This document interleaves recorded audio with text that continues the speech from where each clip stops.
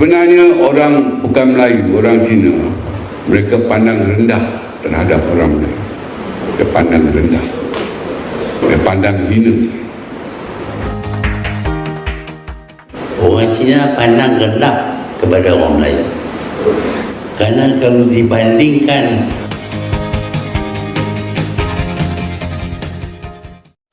Hai guys, jumpa lagi. Kali ini kita akan membahas masalah perpaduan di Malaysia. Ada pendapat yang menarik dari Profesor Malaysia mengenai pandangan kaum Cina terhadap kaum Melayu di sana.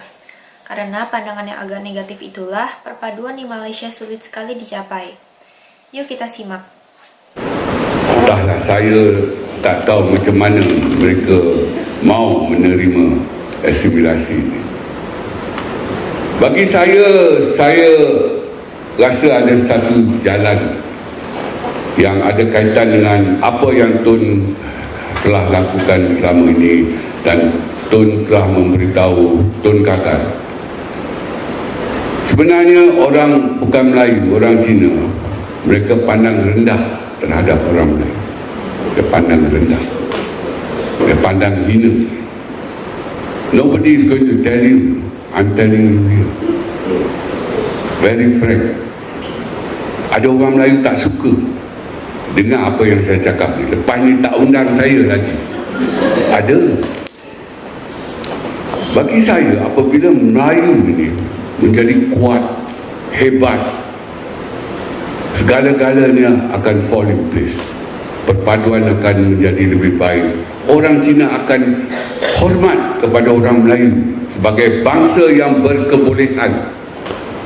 Sekarang mereka tahu ramai engineer, ramai peguam, tapi semuanya sponsored, ditaja melalui dasar ekonomi baru, tindakan afirmatif dan sebagainya yang Tun dah cakap banyak kali dalam PAU itu.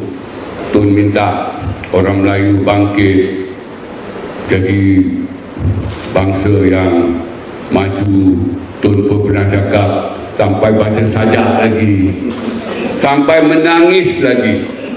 Dan dalam buku Tun Dr. in the House pun Tun tulis balik dan Tun kata Tun gagal. Saya kira kalau orang Melayu boleh bangkit lebih-lebih lagi tanpa tongkat, orang Cina akan pandang tinggi pada orang Melayu. Dan dengan itu mereka akan belajar bahasa Melayu. Itu bahasa bangsa yang berkebolehan dan segala-galanya.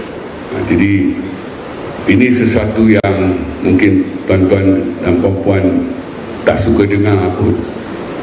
Tapi bagi saya melihat itulah caranya. Maknanya asimilasi itu kita tolak ke tepi dahululah. Orang Melayu bangkit menjadi bangsa yang berkebolehan, successful, unsponsored. Itulah. Tak ada melalui dasar ekonomi baru, tak ada affirmative action, betul-betul persaingan. Boleh pun kalau kita lihat orang Melayu yang berjaya di Amerika Syarikat, di mana-mana kan, di luar negara, bukan ada tongkat di sana kan, kebolehan semata-mata.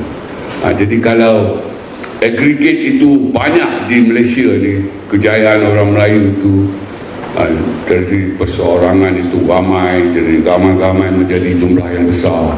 Jadi orang Cina terutamanya akan pandang tinggi kepada orang Melayu, dan segala-gala hal Melayu itu akan diterima dengan mudah saja. Dan kalau mereka terima dengan mudah, mereka boleh mengidentifikasikan mereka dengan orang Melayu, iaitu kelompok dominan. Itu sudah asimilasi ataupun perpaduan di tahap psikologi, psikologi. Sekarang perpaduan kita pada tahap sosial saja. Maknanya gitu-gitu saja. Dan ialah kalau jumpa senyum ataupun tak senyum, maknanya kita tidak ada kerukunan, tak ada sokong-menyokong. Dan lebih teruk lagi, kita mencurigai antara satu sama lain. Ini satu fakta. Orang Melayu tak percaya pada orang Cina pun tak percaya pada orang Melayu. Bagaimana kita nak maju sebagai sebuah negara? Maknanya kita berpecah. Tak adalah berpecah secara terbuka, tetapi memang berpecah. Tidak ada kerukunan, tak ada sokong menyokong. Jadi saya kira ialah asimilasi satu hal. Bukan saya tak nak sokong, tetapi saya rasa sukar diterima. Tak tahu macam mana kita nak kenakan asimilasi itu. Jadi saya rasa, saya melihat sebagai seorang Cina, mereka hina kepada orang yang paling rendah. Kalau Melayu boleh bangkit di situ, saya percaya mereka akan hormat kepada orang Melayu. Dan lepas itu everything will fall in place. Perpaduan akan menjadi baik sebab mereka dah hormat kan, dan segala-galanya. Ya.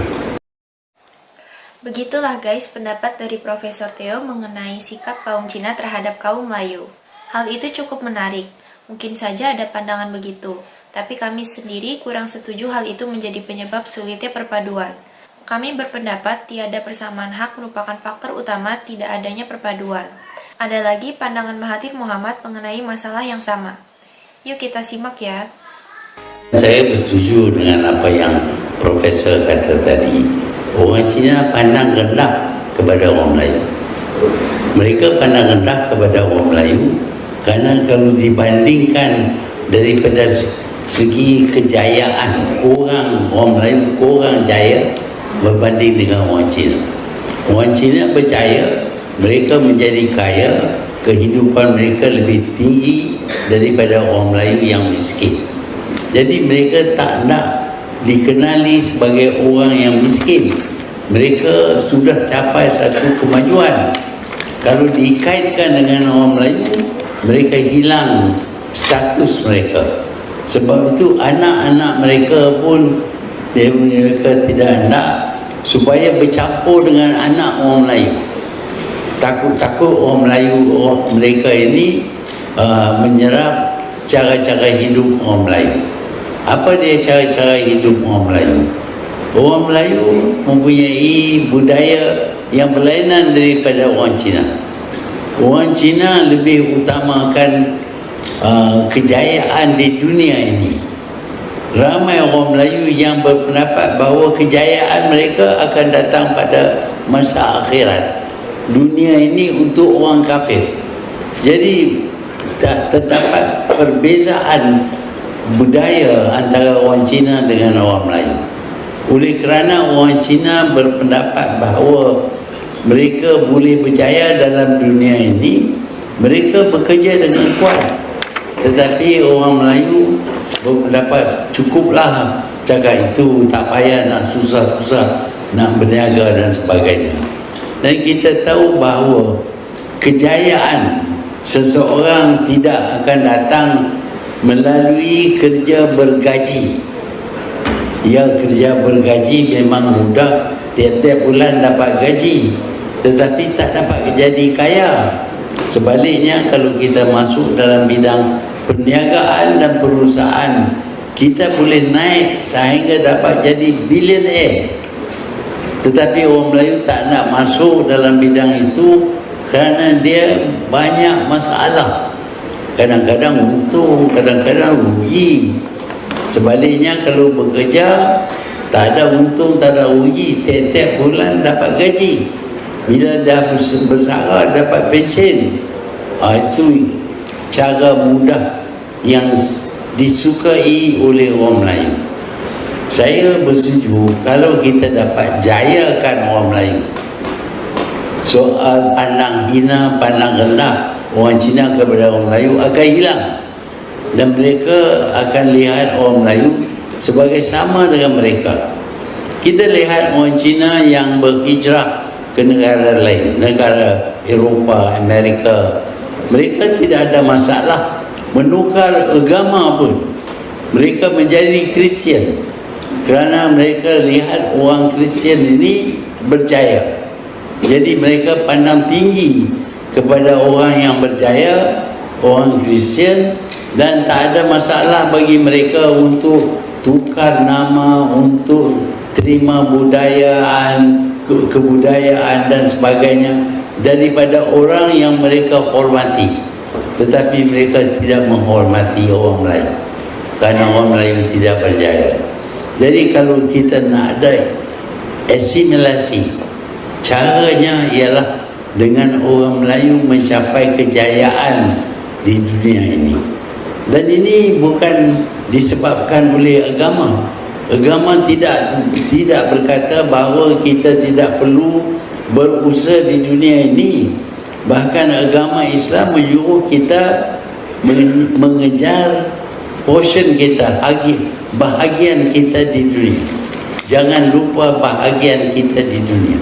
Tetapi ada pendapat orang Melayu bahawa bahagian di dunia ini bukan untuk orang Islam, tetapi untuk orang bukan Islam. Dan ini diajar oleh siapa? Oleh ustaz, guru.